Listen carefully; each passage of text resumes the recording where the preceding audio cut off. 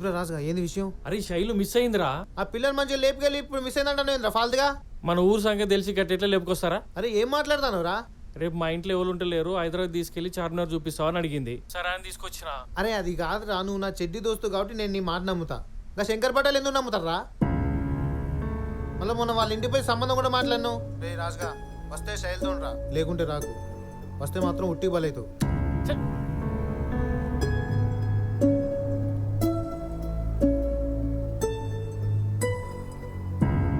అరే శంకర్ పటేల్ మనుషులు నన్ను బేబీ గారిని కొట్టిండ్రా. అప్పటికెళ్ళి బండి కూడా పెడతలేనురా. నా గురించి ఇడిసేయి. నువ్వెట్లున్నావురా? మంచిగా ఉన్నావా? నువ్వు వేడున్న మంచిగా ఉండాలిరా.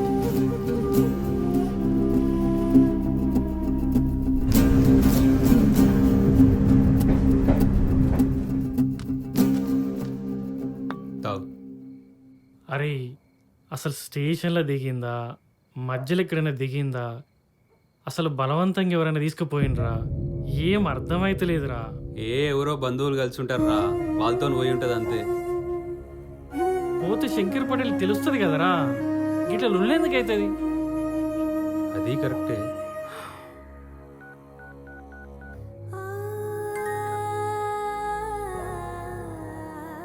బాబు ఎట్లున్నావు? నేను మంచిగానే ఉన్నా బిడ్డ. చంద్రంగాడు అంతా చెప్పిండు. నువ్వెట్లున్నావురా?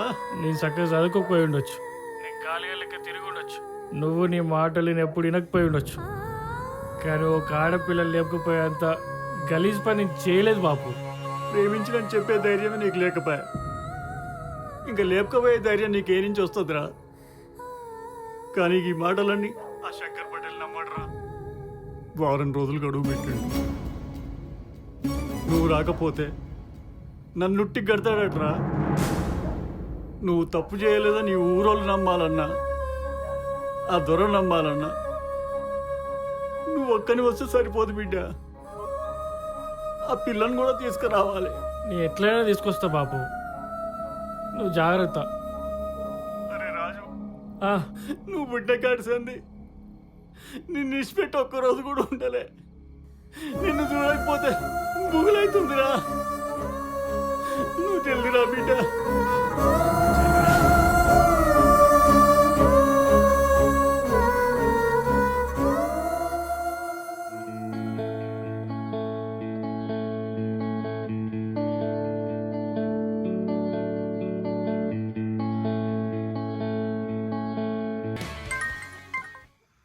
హలో.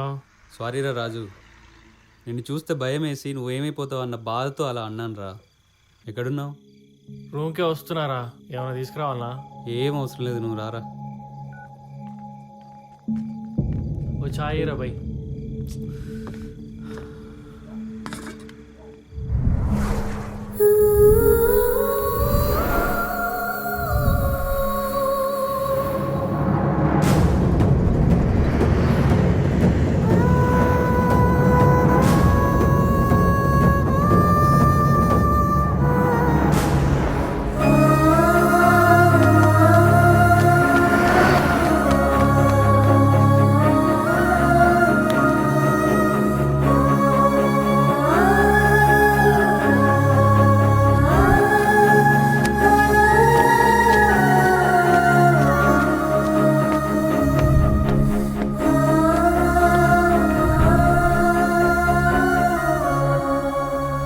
డేంజర్ ఏమీ లేదు, కొంచెం అమ్మాయి నీరసంగా ఉంది.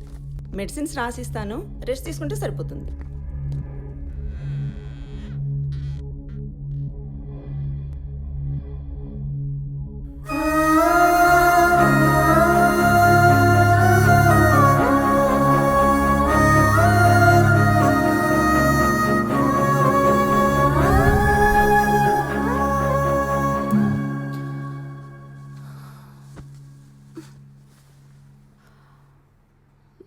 రాజు,